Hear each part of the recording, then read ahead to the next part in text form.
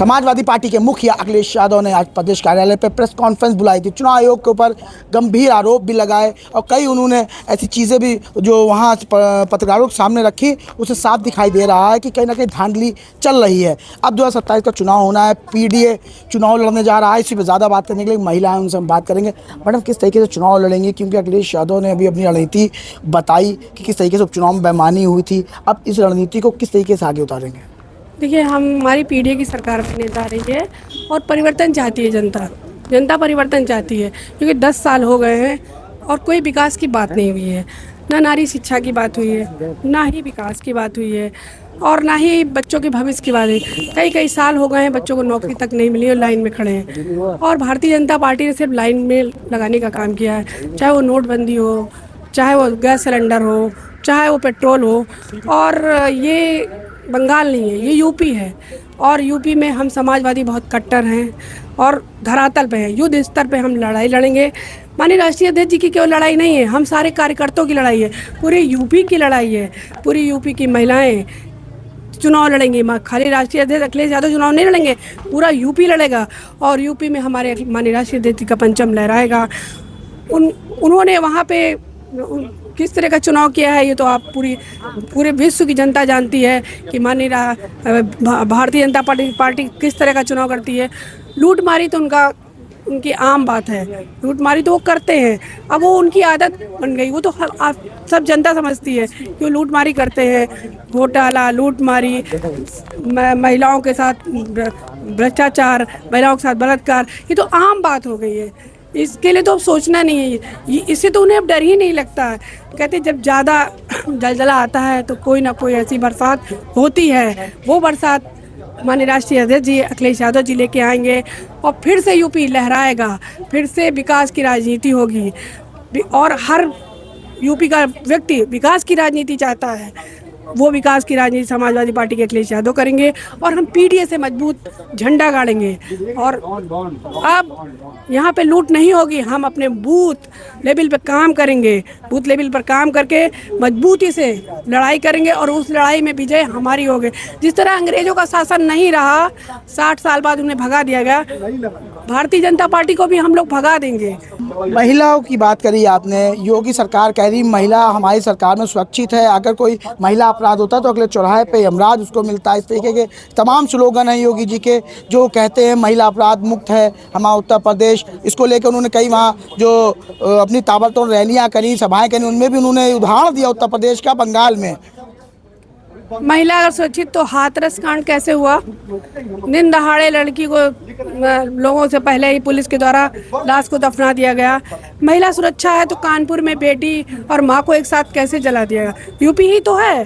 हाथरस कांड ले लो, उन्नाव में सेंगर कांड देख लीजिए, पूरे परिवार को ध्वस्त कर दिया, पूरे परिवार को ध्वस्त कर दिया इस भगवा सरकार ने, पूरे भगवा सरकार ने ध्वस्त कर दिया और लड़कियां चिल्लाती रही। ये यूपी ही तो है। यूपी में योगी जी का वो केवल पुरुषवाद है। ये लोग सिर्फ अपना पुरुषवाद चलाते हैं, महिलाओं और बेटियों का कोई ध्यान नहीं देते हैं। महिलाओं और बेटियों का ध्यान सिर्फ समाजवादी पार्टी ने किया है, माननीय राष्ट्रीय अध्यक्ष अखिलेश यादव ने किया है और हम लोग बहुत मजबूती से 27 में सरकार बनाने जा रहे हैं। ठीक है, धन्यवाद से बात करेंगे। और भी एक सहयोगी हैं, उनसे भी हम बात करेंगे। कैसे देख रहे हैं 2027 चुनाव? बड़ा कठिन होने वाला है, क्योंकि बंगाल का चुनाव ये बता रहा था कि उत्तर प्रदेश उत्तराखंड का जो चुनाव होगा वो उसकी रास्ताएं खोलेगा। किस तरीके से आपके क्या समीकरण रहने वाले हैं? क्योंकि पीडीए, अखिलेश यादव कहते हैं जो पीड़ित है वही पीडीए। क्या पीड़ित? देखिए, बंगाल के चुनाव से और यूपी के चुनाव में ज़मीन आसमान का फ़र्क है। देखिए, बंगाल में भारतीय जनता पार्टी ने जिस तरीके से वोट को लूटा है, लोकतंत्र और संविधान को तबाह बर्बाद किया है, इसकी निंदा की जा सकती है और निंदा प्रदेश की जनता कर रही है। देखिए, भारतीय जनता पार्टी ने वहाँ पर सबसे पहले एक काम किया, हुमायूं कबीर को जो पैसा दे करके बाबरी मस्जिद की तामीर कराई। इससे हिंदू मुस्लिम वहीं से डिवाइड होने लगा, वहीं से आपसी इख्तिलाफ होने लगा। तब देखा हुमायूं कबीर का जादू यहाँ पर नहीं चलने वाला है, तो वहाँ पर भारतीय जनता पार्टी ने असदुद्दीन ओवैसी को उतार दिया।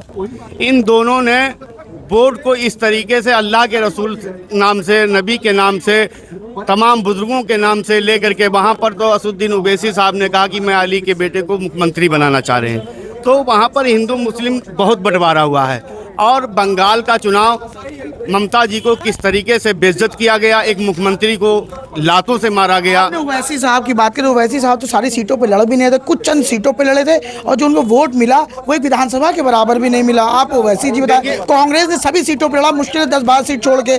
कांग्रेस को आप लोग नहीं कह रहे हैं जो इंडिया गठबंधन में है। तो सुन लीजिए, इंडिया गठबंधन में अगर कांग्रेस है तो कांग्रेस क्यों क्षेत्रीय दलों के खिलाफ लड़ रही है अगर वो ममता को जिताना चाह रही थी? देखिए, मैं आपकी बात से सहमत हूँ कि ओवैसी साहब 12 सीट पे लड़े और लगभग जो है 20-22 सीट पर जो है मैं कभी लड़े। जब ये 30-32 सीट पर जो लड़े हैं तो इन्होंने फर्क 50 सीटों पे डाला है।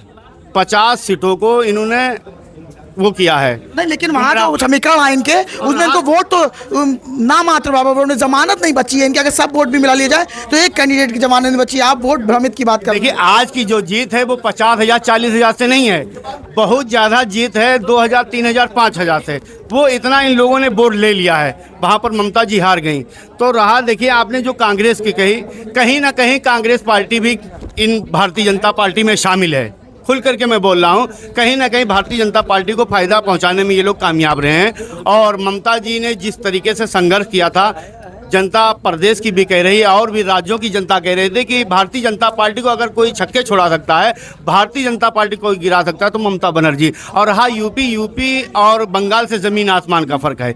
यूपी में योगी आदित्यनाथ ने आज तक नौजवानों को नौकरियां नहीं दी, किसानों को कोई व्यापार नहीं बढ़ पा रहा, किसान परेशान है, नौजवान परेशान है, युवा परेशान है, बच्चियां परेशान हैं, इंसान उत्तर प्रदेश का बहुत परेशान है। तो परिवर्तन चाहता है। भारतीय जनता पार्टी को उत्तर प्रदेश से अगर कोई हरा सकता है वो शेर हिंद अखिलेश यादव जी हैं। 2027 में भारतीय जनता पार्टी को हम लोग हरा के दिखाएंगे। आपने अखिलेश यादव को शेर हिंद कहा। आपके शेर हिंद ही अभी कुछ उपचुनाव के समीकरण दिखा रहे थे, चाहे रामपुर की बात कर लें, चाहे कुनरकी की बात कर लें। उन्होंने जो बेईमानी का आरोप लगाया चुनाव के ऊपर, समीकरण भी उन्होंने दिखाया कितने % वोट, कितना बेईमानी की गई, 12, 22 इस तरीके से उन्होंने कई समीकरण दिखाए, 17 भी दिखाया। तो क्या लग रहा है बड़ा टफ चुनाव होने वाला है? क्या समीकरण लग के लड़ेंगे भाई? जब सब बेईमानी हो रही, केंद्र सरकार बेईमानी करवा रही, कैसे लड़ेंगे? मिल्कीपुर के चुनाव के बारे में माननीय अखिलेश जी ने जो बयान दिया है और जो उन्होंने कहा है वो आप लोगों ने भी देखा, मीडिया के साथियों ने भी देखा, शासन प्रशासन भी देख रहा था कि एक एक आदमी 6-6 वोट डाल रहा है। माननीय जी चुनाव आयोग पे बोल रहे थे, चुनाव आयोग को चिट्ठी भेज रहे थे कि कोई तो जवाब दीजिए, मगर चुनाव आयोग कहीं ना कहीं भारतीय जनता पार्टी को फायदा पहुंचाने में कामयाब रहता है। तो देखिए, ये उत्तर प्रदेश की जनता जान चुकी है कितने से हमको हराओगे।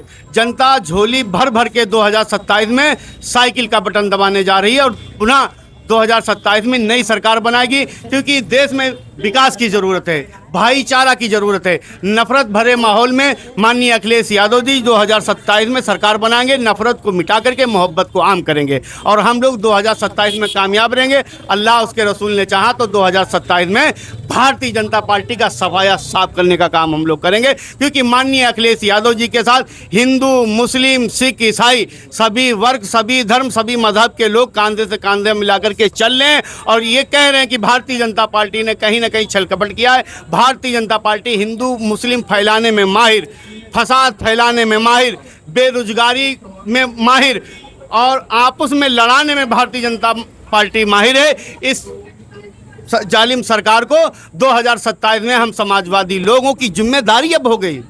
अब हम लोगों को बहुत मजबूती से बूथ पर डटना है और बहुत मजबूती के साथ हम लोग अपनी अपनी समाज, अपने अपने वर्ग, अपने अपने धर्म में लोगों को जा करके मजबूती से बात करेंगे कि आने वाले 2027 में अखिलेश जी को मुख्यमंत्री बनाना है और ये जालिम सरकार को उखाड़ करके फेंकने का काम करेंगे। सभी समुदाय, सभी धर्म की बात करी आपके सहयोगी ने कि सब लोग इस बार मिलके जो है अखिलेश यादव मुख्यमंत्री बनाया जाए 2027 में। लेकिन अगर बात की जाए तो अखिलेश यादव के ऊपर सनातन विरोधी का आरोप लगता है, तमाम तरीके के आपत्तिजनक शब्द से इनको नवाजा जाता है। कैसे इन सब चीज़ों से आप लड़ेंगे? क्या किस तरीके चुनाव लड़ेंगे? 27 चुनाव करो या मरो का होने वाला है जिस हिसाब से अखिलेश यादव बता रहे हैं। नहीं, बिल्कुल आपकी बात सही है। निश्चित रूप से सनातन विरोधी अखिलेश यादव जी नहीं हैं, सनातन विरोधी योगी आदित्यनाथ हैं। जो परम पूज्य शंकराचार्य जी का अपमान करने काम करते हैं, उनके बटुकों को उठा के पटकने का काम करते हैं और उनसे सर्टिफिकेट लेने का काम करते हैं। और मैं आपको बड़े विश्वास और बहुत विश्वास से बताना चाहता हूँ, 2027 का चुनाव उत्तर प्रदेश में समाजवादी पार्टी इंडिया गठबंधन माननीय अखिलेश यादव जी के नेतृत्व में प्रचंड बहुमत के साथ सरकार बनाने जा रही है, क्योंकि 10 साल योगी आदित्यनाथ की सरकार में एंटी इनकम्बेंसी प्रत्येक जिले में भयंकर नाराजगी है। चाहे वो आप देखिए, हर जगह बहन बेटियों का साथ रेप और बलात्कार हो रहा है, हर जगह बेरोजगारी चरम सीमा पर है। नोएडा में मजदूर, कितने मजदूरों को फर्जी तरीके से जेल में बंद करके मुकदमा लादने का काम किया गया है। 27,000 से ज़्यादा स्कूल, प्राइमरी स्कूल बंद हो गए हैं और हर जिले में मजदूरों, किसानों के साथ ये सरकार ने दुर्व्यवहार करने का काम किया है। इसीलिए तमाम ऐसे मुद्दे हैं योगी आदित्यनाथ की सरकार, और आपस में गुटबाजी भरा हुआ है। भाजपा में विधायक किसी की नहीं सुन रहा है, तो इनकी सरकार 2027 में जाने वाली है। जिस तरीके से 2024 के लोकसभा चुनाव में उत्तर प्रदेश में समाजवादी पार्टी नंबर 1 की पार्टी थी, 2027 में नंबर 1 की पार्टी बन करके माननीय अखिलेश यादव जी के नेतृत्व में उत्तर प्रदेश में सरकार बनने जा रही है। अखिलेश यादव ने उस समय का भी अभी बताया, जो एक बार लोकसभा में सफ़ेद चादर यानी कि कफन लेकर कई सांसद पहुंच गए तो उसका भी जिक्र किया। उन्होंने बताया कि चुनाव आयोग को हमने कफन देने का काम किया था, इस तरीके के उन्होंने आरोप लगाया। उन्होंने ये भी बोला कि हमने ईमेल किया, जो श्रद्धांजलि हुई थी उसको भी उन्होंने बोला कि उन्होंने उसको स्वीकारा नहीं, कि हमको नहीं मिला है। उन्होंने सीधे बोल दिया।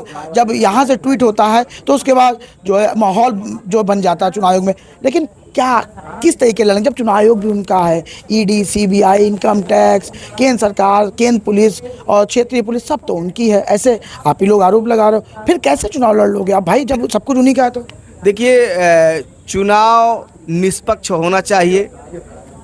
केंद्र सरकार के इशारे पर जैसे जो कभी कभी आ रहा है सामने कि मुख्य चुनाव आयुक्त और मुख्य न्यायाधीश, तो ये जो संस्थाएं हैं इन पर जो सवाल उठ रहे हैं, तो ये सवाल कहीं ना कहीं जो है सरकार के इशारे पर हो रहा है।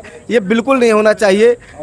इंडियन डेमोक्रेसी लोकतंत्र में जो निष्पक्ष आवाज़ है, कार्यपालिका, न्यायपालिका, विधायिका, तो इस पर किसी का दबाव नहीं होना चाहिए।